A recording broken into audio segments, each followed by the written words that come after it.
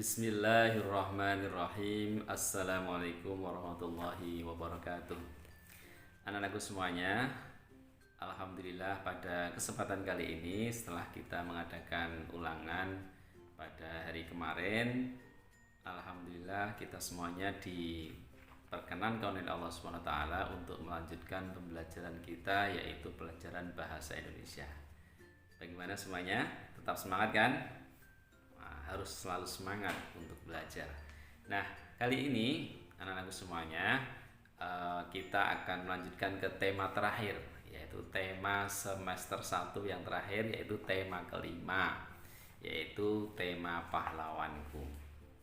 Tema ini dari segi pembelajaran bahasa Indonesia akan membahas tentang yang berkaitan dengan cerita atau informasi non-fiksi, yaitu informasi yang berdasarkan kenyataan. Kalau kemarin kita belajar tentang informasi atau bacaan-bacaan fiksi atau bacaan khayal atau tidak nyata, nah, kemarin kita sudah belajar tentang unsur-unsur cerita ya, karena dari non-fiksi itu bacaan fiksi itu kan yang tidak nyata, seperti cerpen, seperti legenda, kemudian seperti fabel, komik, kemudian cerita-cerita rakyat. Nah, itu cerita fiksi yang khayalan. Nah, sekarang kita lanjut ke tema yang kelima, yang temanya itu pahlawanku, yaitu kita akan menggali informasi tentang bacaan non-fiksi atau bacaan yang berdasarkan data, berdasarkan data atau nyata ya, berdasarkan fakta-fakta yang ada atau kenyataan yang ada. Nah, salah satu contoh dari non-fiksi adalah kisah para pahlawan negara kita. Dan juga ada yang lain. Kalau non-fiksi itu yang berdasarkan fakta itu misalkan berita, kemudian biografi itu kisah hidup seorang, kemudian jurnal, berita, buku pelajaran, kemudian ensiklopedia. Nah, itu termasuk non-fiksi. Nah, seperti yang Pak Andi bawa ini adalah termasuk non-fiksi ini. Nah, ini buku pintar, ini berdasarkan data dan fakta. Nah, kemudian ada juga buku pelajaran. Nah, buku pelajaran kalian ini termasuk non-fiksi karena berdasarkan data-data. Nah, kita akan belajar tentang non-fiksi ya. Nah, non-fiksi. Nah, oleh karenanya di tema kelima ini berkaitan dengan pahlawan, karena dari kisah-kisah pahlawan itu ada bacaan non-fiksi.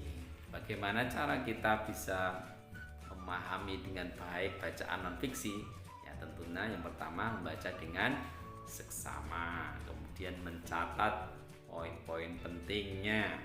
Kemudian ketiga, misalkan ada pertanyaan, kita baca pertanyaannya dengan baik dulu dan kita cari jawabannya yang sesuai dengan bacaannya. Nah, jadi tema kelima ini kita akan belajar tentang teks non-fiksi. Nah, sekarang coba kalian lihat di buku kalian ya, di buku kalian halaman 50 berapa ini? 61 ya, tema kelima pahlawanku. Pak Andi bacakan ya, nanti sebagai pengantar untuk tema yang kelima. Pada 17 Agustus 1945 Indonesia berhasil merdeka. Tahukah kamu bagaimana negara kita ini dapat merdeka? Indonesia bisa memperoleh kemerdekaannya berkat perjuangan gigih para pahlawan.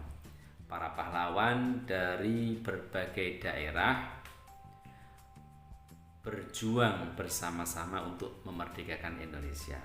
Mereka berjuang dengan gigih dan pantang menyerah. Mereka bahkan rela mengorbankan jiwa dan raga demi tanah air mereka, Indonesia.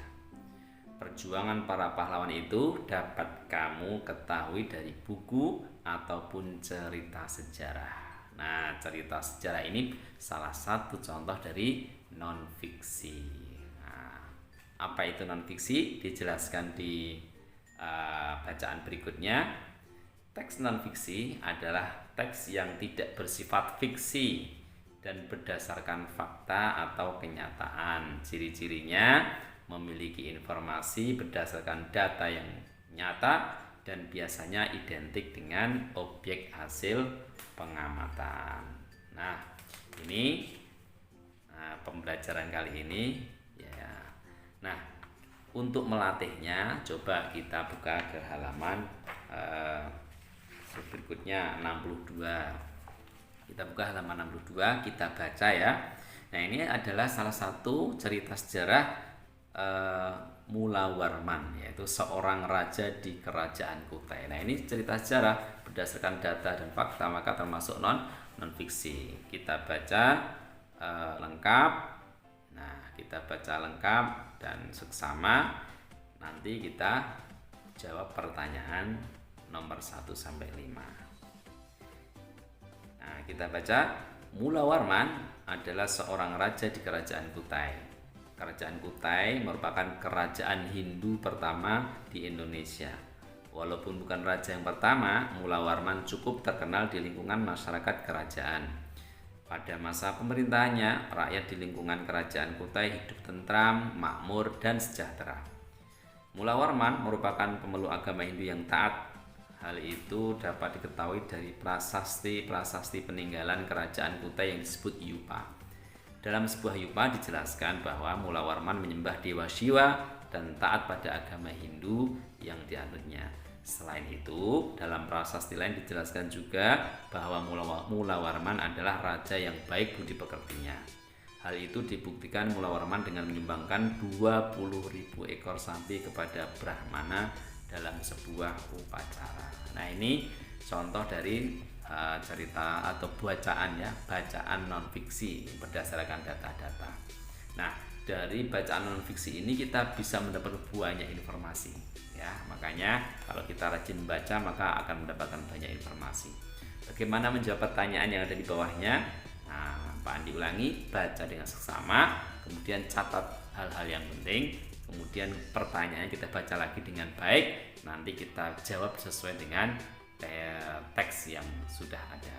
Nah, kali ini itu dulu. Nanti buat latihan pertanyaannya nanti kita bahas. Nah, gitu aja deh dari Pak Andi.